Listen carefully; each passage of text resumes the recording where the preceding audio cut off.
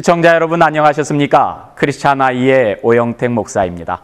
얼마 전 한국 언론에서 한국의 젊은이들에게 질문을 했는데 충격적인 대답을 해서 그것이 보도된 일이 있었습니다.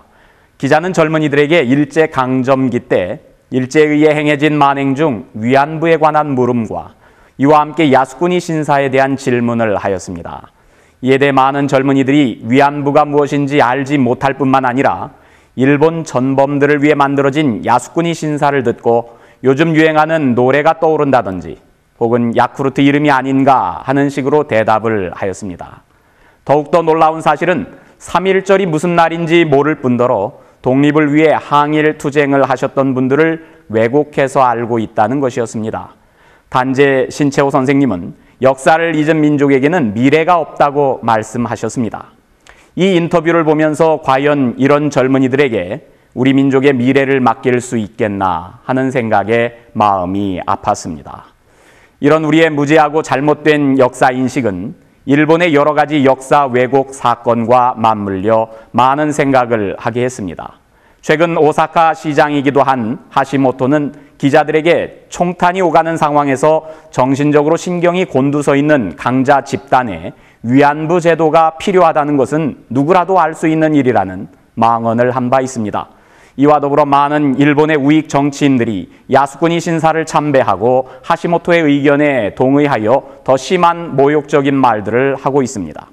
식민지 상황에서 자신의 의사에 반해 위안부가 된 피해자들을 매춘부와 동일시하는 그들의 발언은 일제의 전쟁 범죄로 인한 심각한 여성 인권 침해인 위안부 문제의 본질을 흐리려는 일본 우파들의 인식과 닿아 있습니다.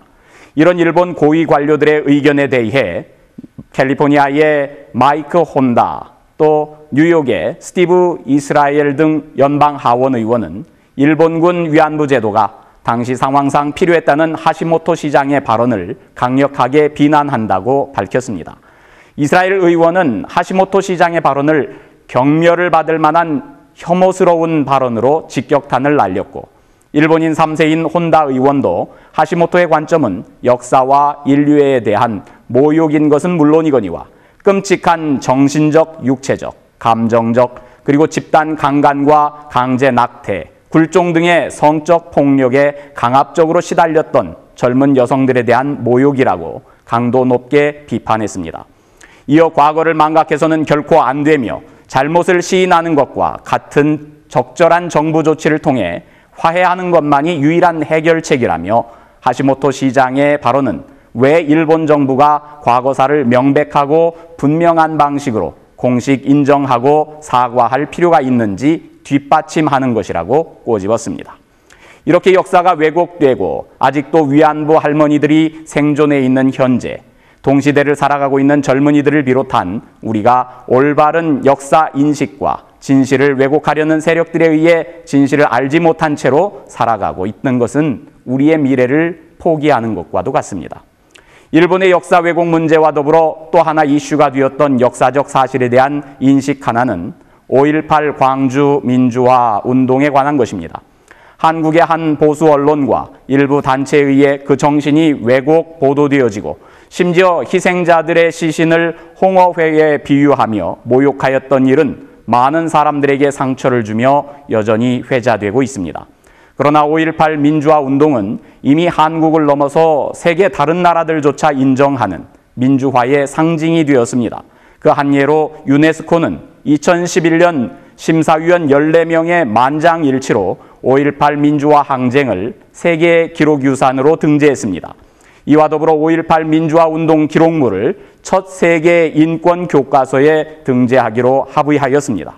프랑스 인권 선언서와 독일 베를린 장벽 붕괴 사진과 영상, 1980년 폴란드 자유노조의 그단스크 21개 요구안 등의 10여 개가 이번 세계 인권 교과서에 함께 등재되었습니다.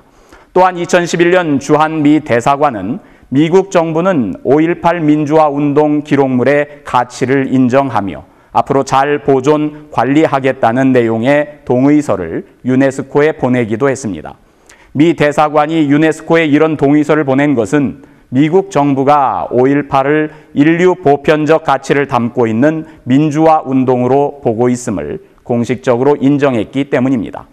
역사를 배우고 안다는 것에 대해 많은 분들이 그 필요성을 느끼지 못하고 지루하다고까지 느끼는 것 같습니다. 그러나 우리가 우리의 역사를 제대로 알지 못하면 잘못된 것들에 대해 지적할 수 없을 뿐만 아니라 우리의 미래를 계획할 수도 없을 것입니다.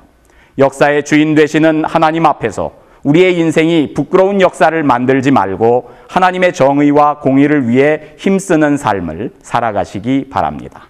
그럼 시청자 여러분, 다음 주 수요일에 다시 뵙겠습니다. 그때까지 안녕히 계십시오.